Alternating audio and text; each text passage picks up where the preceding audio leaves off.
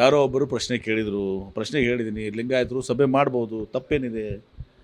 ಯಾಕಂದರೆ ನಮ್ಮಲ್ಲಿ ಸಾಕಷ್ಟು ಲಿಂಗಾಯತರಲ್ಲೂ ಕೂಡ ಸಮಸ್ಯೆಗಳಿದ್ದಾವೆ. ನಮ್ಮಲ್ಲಿ ಮೀಸಲಾತಿ ಸಮಸ್ಯೆ ಇದೆ, ಉದ್ಯೋಗದಲ್ಲಿ ಮೀಸಲಾತಿ ಪಡಬೇಕು, ಉಪಪಂಗಡಗಳು ಎಲ್ಲನೂ ಕೂಡ ಬೇರೆ ಬೇರೆದನ್ನು ಕೇಳ್ತಾ ಇದ್ದಾವೆ. ಬಸವಣ್ಣವ್ರನ್ನ ಸಾಂಸ್ಕೃತಿಕ ನಾಯಕ ಮಾಡೋಕ್ಕೆ ಆದಮೇಲೆ ನಾವು ಮುಖ್ಯಮಂತ್ರಿಗಳಿಗೆ ಎಲ್ಲರೂ ಹೋಗಿ ಭೇಟಿಯಾಗಿದ್ದೀವಿ. ಎಲ್ಲ ಶ್ರೀಗಳು, ಶಾಸಕರು, ಎಲ್ಲರೂ ಮಂತ್ರಿಗಳು ಎಲ್ಲ ಕೂಡ ಹೋಗಿ ಅಲ್ಲಿ ಅಕ್ಷರಧಾಮ್ ಥರ ಒಂದು ಬಜೆಟನ್ನು ಅನೌನ್ಸ್ ಮಾಡಿದ್ದಾರೆ, ಅದಕ್ಕೊಂದು ಕಮಿಟಿಯನ್ನು. ಮತ್ತು ವಚನ ವಿಶ್ವವಿದ್ಯಾಲಯನ ನಮ್ಮ ಬಸವ ಕಲ್ಯಾಣದಲ್ಲಿ ಅನುಭವ ಮಂಟಪದಲ್ಲಿ ಕೇಳಿದ್ದೀವಿ. ಜೀರ್ಣೋದ್ಧಾರ ಆಗಬೇಕು ಎಲ್ಲ ಸರ್ ಸಂಸ್ಕೃತಿ ಕೇಳಿದ್ದೀವಿ. ನಮ್ಮ ಸಮಸ್ಯೆಗಳಿಗೆ ನಾವು ಕುಡಿದ ತಪ್ಪೇನಿದೆ ಅಂತ ನಾನು ಹೇಳಿದ್ದೀನಿ.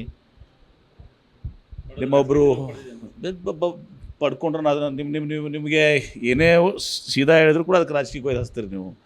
ತಪ್ಪೇನಿಲ್ಲ, ಅದರಂತೆ ಎಲ್ಲ ಸಮುದಾಯಗಳು ಕುಡಿದ್ರು ತಪ್ಪೇನಿಲ್ಲ ಅಂತಲೂ ಹೇಳಿದ್ದೀನಿ. ಪೂರ್ತಿ ನೋಡಿರಿ ನೀವು. ಒಕ್ಕಲಿಗರು ಸೇರಿದ್ರು ತಪ್ಪಿಲ್ಲ, ಲಿಂಗಾಯತರು ಸೇರಿದ್ರು ತಪ್ಪಿಲ್ಲ, ದಲಿತರು ಸೇರಿದ್ರು ತಪ್ಪಿಲ್ಲ, ಹಿಂದುಳಿದವರು ಸೇರಿದ್ರು ತಪ್ಪಿಲ್ಲ, ನಾಯಕರುಗಳು ಸೇರಿದ್ರು ತಪ್ಪಿಲ್ಲ.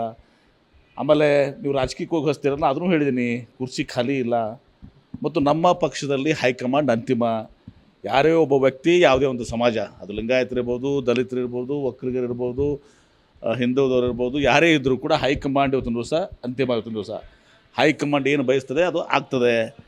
ನಾವು ಸಮುದಾಯದವರಾಗಲಿ ಅಥವಾ ಏನು ವೈಯಕ್ತಿಕವಾಗಿ ನಾವು ಸ್ವಯಂ ಘೋಷಿತವಾಗಿ ನಾವು ನಮ್ಮ ಮುಖ್ಯಮಂತ್ರಿ ಅಂದ್ರೆ ಅದು ಆಗದರೆ ನಮ್ಮ ಪಕ್ಷದ ಪದ್ಧತಿ ಇಲ್ಲ.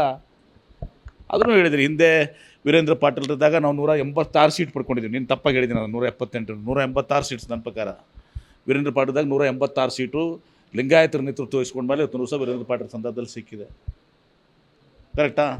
ವೀರೇಂದ್ರ ಪಾಟೀಲ್ ಆರೋಗ್ಯದಿಂದ ಅವ್ರನ್ನ ರಾಜೀನಾಮೆ ಕೊಡಬೇಕಾಯಿತು. ಅದ್ರ ಪರಿಣಾಮ ಏನು ಪಟ್ವಿ ನಾವು? ನಾನು ಒಬ್ಬ ಶಾಸಕವಾಗ 186 ಹೋಗಿ 36ಕ್ಕೆ ಬಂದ್ವಿ. 150 ಸೀಟ್ ಕಡಿಮೆ ಆಯ್ತು ನಮಗೆ.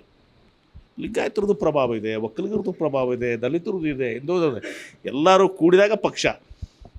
ಯಾವುದೇ ಒಂದು ಜಾತಿ ಮೇಲೆ ನಾವು ಅವಲಂಬಿತಾಗಿ ನಾವು ರಾಜ್ಯ ಆಡಳಿತ ಮಾಡ್ತೀವಿ ಅಥವಾ ನಾವು ರಾಜಕೀಯ ಮಾಡ್ತೀವಿ, ಚುನಾವಣೆ ಏನಾದರೂ ಅಂದರೆ ಅದು ತಪ್ಪು. ಇನ್ನೂ ಸಣ್ಣ ಸಣ್ಣ ಸಮುದಾಯಗಳು ಕಂಬಾರ, ಕುಂಬಾರ, ಪತ್ತಾರ ಏನೇನಿದಾವಲ್ಲ, ಸ್ವಲ್ಪ ಅವು ಕೂಡ ಮಹತ್ವವನ್ನು ಪಡ್ಕೋತವೆ. ಅವರೆಲ್ಲನೂ ಕೂಡಿಸಿದ್ರೆ ಅವರೇ ಒಂದು 10-20% ಆಗ್ತಾರೆ.